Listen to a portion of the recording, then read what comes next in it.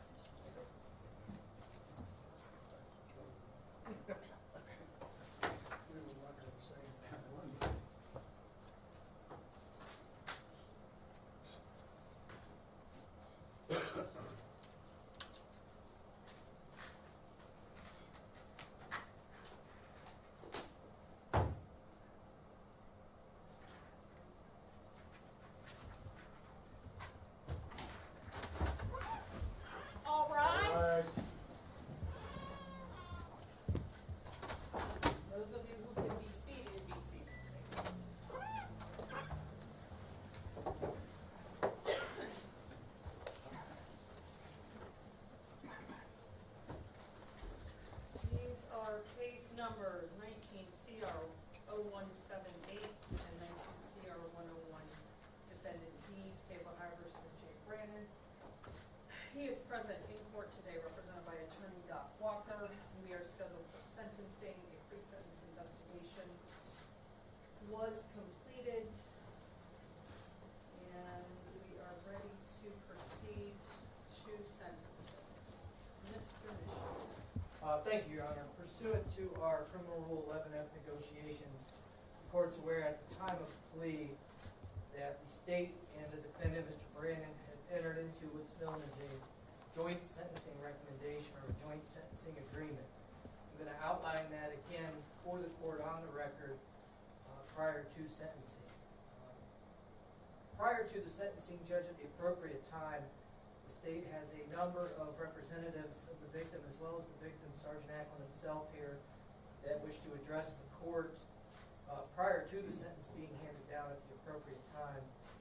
Standing with him will also be some individuals that were there that day when he was injured. And so with that, Judge, I'm going to lay out what the state's understanding is of the joint sentencing agreement.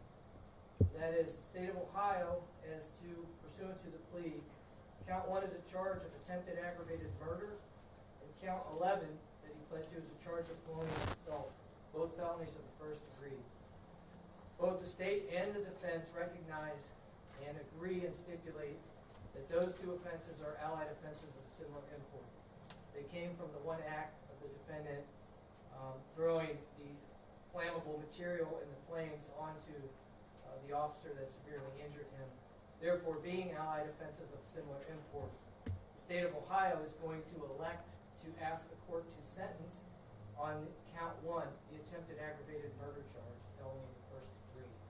Pursuant to our criminal rule 11F joint sentencing agreement, we are going to ask the court to impose the maximum sentence for that offense of 11 years in the Ohio Department of Corrections. Being that we elected on count 1, count 11, the felonious assault, will be a non-conviction on that count. Count 6, aggravated arson, also a felony of the first degree. Both sides stipulate and agree that that offense is not an allied offense of similar import to the others. Both sides stipulate and agree that that offense has separate identifiable victims and separate identifiable harms. When the defendant threw that fire, it got on other officers, it injured other officers, it injured clothing, it injured human tissue. Obviously the most severe being Sergeant Acklin, but there are separate victims, and we, by agreement, agree that that offense itself is not an allied offense of similar import. And we are asking the court to sentence the defendant separately on that offense to 5 years in the Ohio Department of Corrections, running that 5 years consecutive to the 11 years on the attempted aggravated murder charge, thereby making it a total of 16 years in the Ohio Department of Corrections. In addition to the agreed sentence, both sides understand the defendant has to register under the arson registry as well as the violent offender registry, and we have forwarded that paperwork to Attorney Walker, and I know he's gone over that with Defendant Bannon. In addition, in case number 101D, we're asking the court to sentence him on the forgery charge, and pursuant to our agreement, run that sentence concurrent to the 16 years.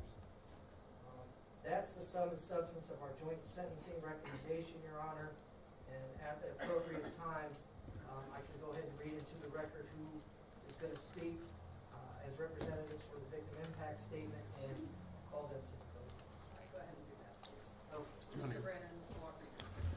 At this time, Your Honor, we're going to call to the podium Sergeant Acklin, who's going to be accompanied by his daughter, Jillian Acklin, his wife, Jose Acklin, and also standing to support him will be some deputies, as well as Officer Terry Monkovic from Neomed, Sheriff Doak, Deputy Matt Daly from the Portage County Sheriff's Department, Lieutenant Scott Wachowski of Portage County Sheriff's Department, Deputy Dolman. Also, retired Chief Bob Burgess is going to accompany Jim, and I believe he's going to read Jim's statement for him. Jim is going to be here, but it's a pretty emotional time for Jim. As you're aware, I think everybody in this room can attest that's worked with Jim. He's one of those officers that probably would have gave Mr. Bannon his own coat that day. If it was too cold out or Mr. Bannon needed something. He's the kind of officer that always treated everybody with human respect and dignity, which is probably why you see so many people here. Jim's just a hell of a nice guy, and to see him suffer in the way he did, and to be injured in the manner he was injured, just shocked us all. And I think the show of support here just tell you what kind of guy he is. And I know I talked to him. He kind of wanted to speak, but he said he didn't think he could make it through it. It's been a rough time for him, both physically. I know I've talked to him in preparation for trial. A burn is a terrible, terrible, painful thing. And the skin grafts he had to go through and the medical procedures, not to mention that just the pain that day. It's ongoing for him both physically and psychologically. But with that, I'd like to call those folks to the podium at this time. Go ahead and give the victim impact statement.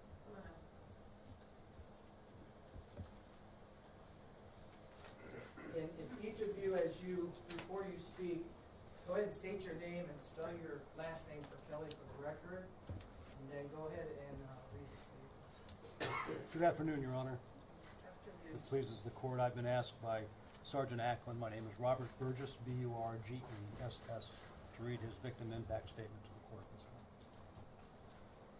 On behalf of Sergeant Acklin, today, as we all gather here in this courtroom, your family, me, my wife, my family, friends, Sheriff Doak, the Portage County Sheriff's Office, and all other law enforcement officers, citizens of Portage County, and the United States of America, we are all victims of people like you.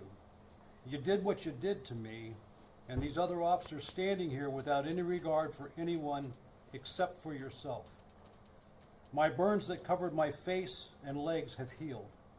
The deep burns from the fluid that spread across my arm and burned deeply have finally started to heal after 6 surgeries. I can use my hand almost completely again after 5 months of swelling and skin grafts. I still see the scars on my leg every morning in the mirror where they had to peel off strips of skin to put on my hand and my arm. These injuries will heal even more over the next few months, but I always will be reminded by the indignities I had to suffer with nurses having to come help me shower, bathe, strip bandages, and rebandage me day after day. Then there are the scars that will not go away for the rest of my life. The embarrassment of having to have help doing simple life skills, worrying every day if I will be able to return to my long career as a police officer. Will I get to enjoy retirement, or will I have to be crippled and unable to do things that I have planned? All those thoughts and feelings will still be there 16 years later when you get out and when I look in the mirror every day. But you don't know about the other damage this has caused, the sleepless nights of pain, itching, not being able to move, the sheriff spending countless hours dealing with the media, the public, running back and forth to the hospital checking on me, checking on my house and making sure my family was okay, all the while not being able to be home for his own family. The entire sheriff's office setting up meals and hospital shuttles while still having to cover shifts and work trying to find time for their families as well. The Ritztown area residents, the fire department for putting together support events, the Portage County commissioners having to find funding to pay for medical costs. But the deepest of all damage is to my wife and family. The fear of not knowing, the worry about how bad is he, the anger of what happened, scared to touch or come near me due to the pain, and countless bandages. What's going to happen if he doesn't heal? Having to watch as I was going through so many emotions of pain and anger. This is the real damage that you caused in those few quick minutes on that dark evening in that garage with the choices that you made. You made that choice, not anyone else. Not me, not these officers, not the friends that were outside, not the dispatchers on the radio, and not your family, but you and you only. So you remember that choice that you made over and over again and every day during these next 16 years. Sergeant Jim Acklin. Thank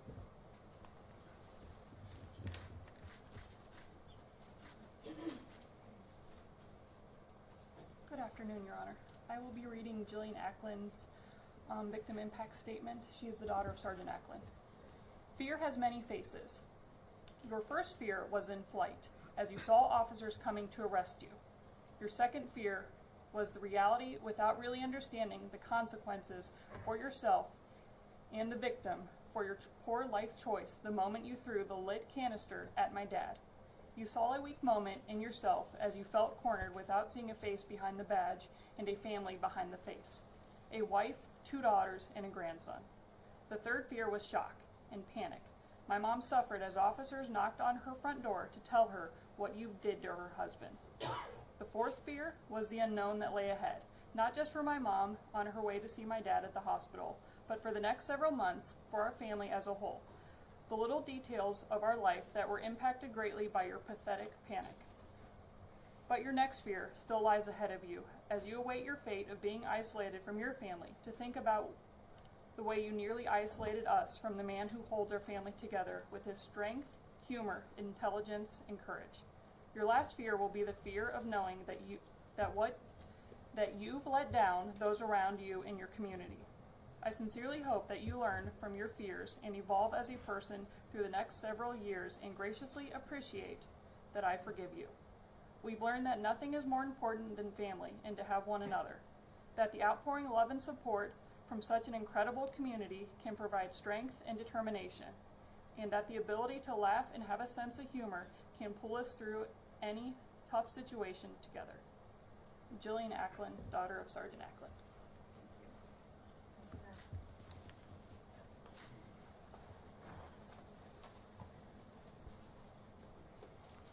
Take your time.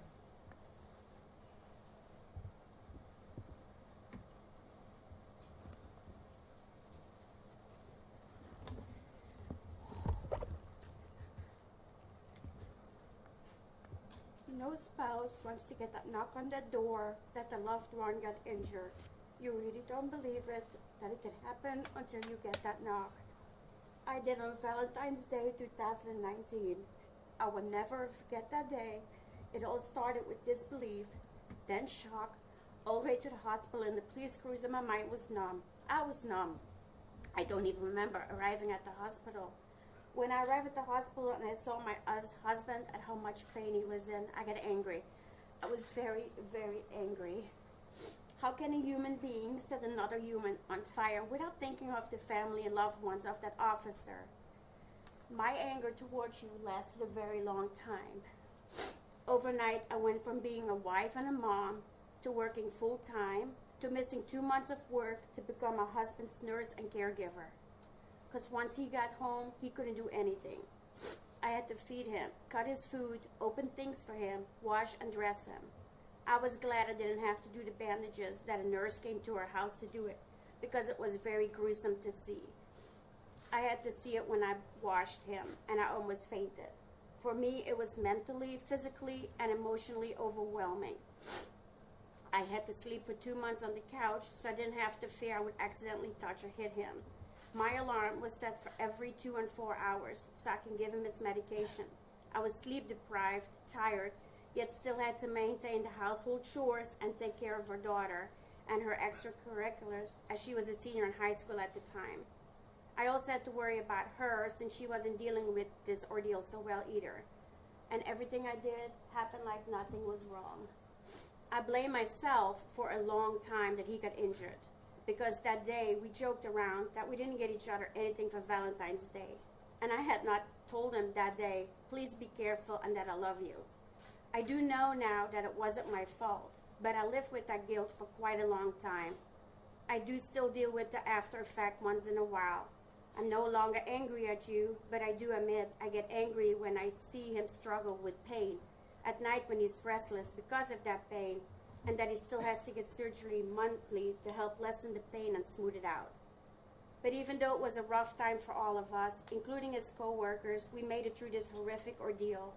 We received a lot of support from our oldest daughter, Jill, the Portage County Sheriff's Office, the Streetsboro and Aurora Police Departments, the deputies and their wives, but also from total strangers in our community and from all over the United States, as far away as Washington State.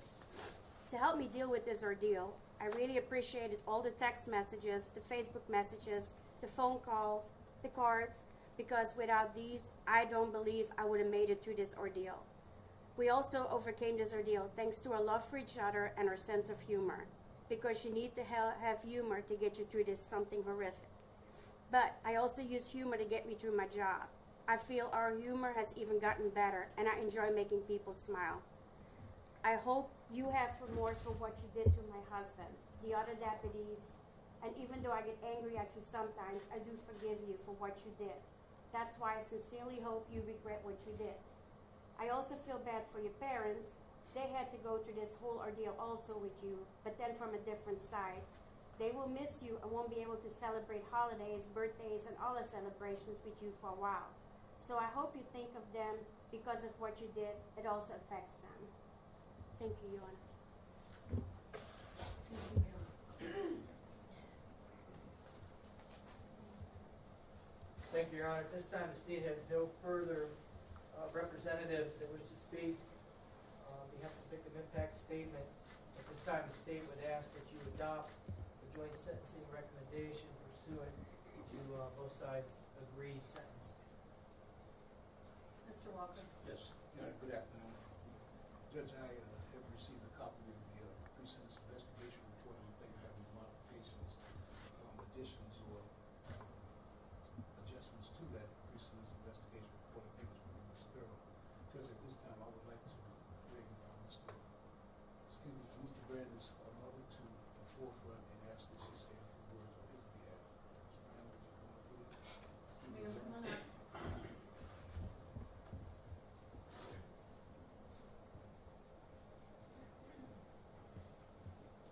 Please come up to the podium and give us your full name. Please. You want the full name? And then your full name. I was raised Catholic, hon. That's okay. Joanne Louise Mary Constance Wolf Brannon. What would you like to tell me? I didn't raise Jay like this, but he did not ever, in my presence, drink, smoke, do drugs, or cuss. You can ask him about cussing. I used to, even now, if he says anything bad, he gets smacked upside the head. I do want to say I thank Acklin, because I did not see my son for almost 6 weeks after this occurrence. I was not allowed to talk to him, nothing. My first visit with him was the fact that he was burnt and he was damaged by getting the heck beat out of him by throwing him to the ground. But I wish to thank Acklin for throwing him to the ground, because that saved his life also. And you're looking at 16 years. I'm 72 this year. I probably won't be here when he gets out. But I want to thank everyone we have. I wish to thank his wife also for being religious enough to forgive him. I don't know really what I want to say. That he's my son. I love him. I know what Acklin went through at the hospital at Children's, because my younger son was in a gasoline explosion when he was 8 years old. He spent weeks in the hospital in a water tub because they had to peel off all his skin. And it took that long to heal. So I know what he went through. I've been there, sitting like his wife, waiting and visiting and that. And Jay knows what's what. He understands. He's sorry for what he did. But it was a reaction that happened when someone's running at you and screaming. And I was told that he had had something to smoke or drink or drug or whatever. So his first thought was a reaction. I don't think it was an attempt, but it did occur to a police officer. And I don't know what else to say. Thank you, Mr. Brandon. Excuse me. I've had the occasion to work with Jay for about 3 years, and I've never known him to be a mean-spirited guy. I think that what might have happened in this situation was that he had too much of the methamphetamine, the alcohol, and some things didn't go right in his life, so he was attempting to end his life, and things got a little bit out of control. I'm going to ask that the court permit Jay to speak on his behalf at this particular time. Thank you. All right, coming up to the podium, Mr. Brandon.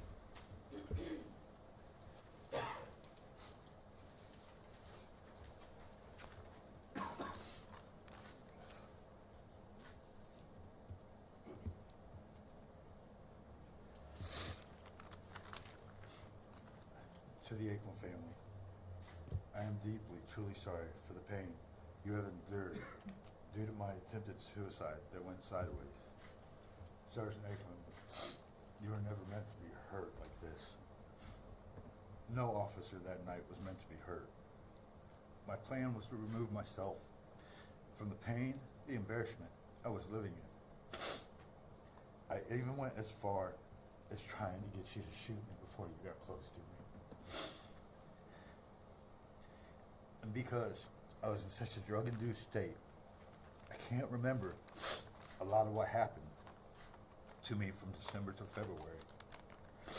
I had resorted to using 7 grams of fentanyl and 7 grams of speed a day, trying to overdose. But because of my ignorance of the drugs, they only put me into seizures instead of killing me. I had went from living in my home with female and kids to living in a tent behind the body shop, having frostbite on my hands, feet, and legs. I understand the hatred, Sergeant Acklin, you and your family must feel towards me. Believing my intent was to hurt you. But please find it in yourselves to understand the disease of addiction and what it feels like to want to end your own life.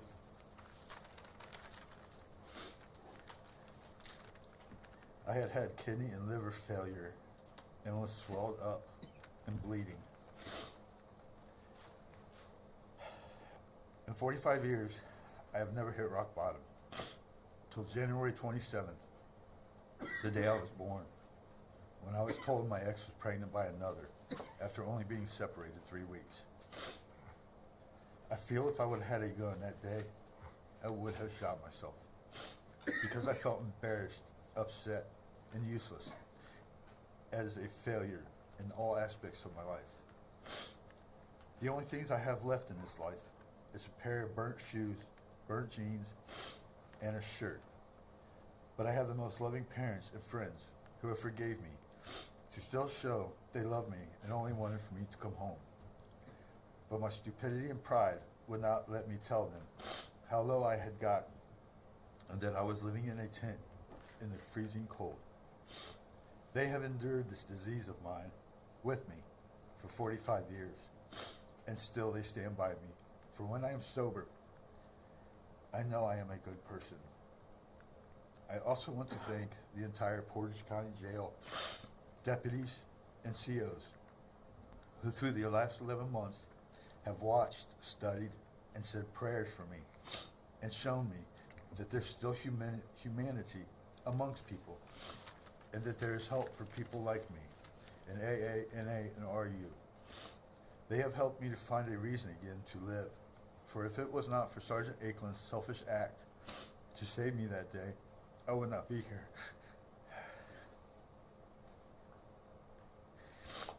But I now believe, because of this act, I am meant to help somebody. So for the next 16 years, my plans will be to help as many as I can to understand the disease of drugs and suicide. I have accepted this plea because who is in this court today for the second time in my life? My father.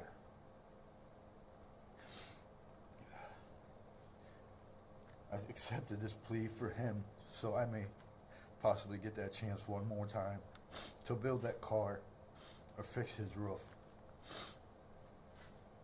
I thought if I was dead that day that he would be happier not having to deal with my disease or me. But that was so selfish in so many ways. Since last Monday, I have done nothing but sit and cry. For he held my hand and told me he loved me. So I have to do what I have to do in order to get better, to continue on fighting this disease. But for everybody involved, all the deputies there that night, I am truly sorry for what you had to go through and endure. I wish I could remember more that night, because it makes it hard not remembering. And to you, Your Honor, I am sorry that I have let you and the courts down, for you believed in me when I had lost who I was as a man. When I walked away from the life I had known for 30 years, I became lost and didn't know how to use the tools I was learning. But now that I've gotten clean and can think clearly, I can see the wrongs and the ways and what I had done this night. And the last is thank you to Mr. Walker and Mr. Jones, who through this have believed in me and told me so. So when I say I am sorry that I'd never meant to do this, I truly feel remorse in every aspect. And if it wasn't for you, Sergeant, I wouldn't be here, so I do owe you my life. Anything further, Mr. Walker? And at this time, we'd ask that the court impose a sentence that the court feels is appropriate in this instance, and follow the Rule 11 negotiated plea that we arranged a couple weeks ago. We just ask that you be considered in the sentence that you impose.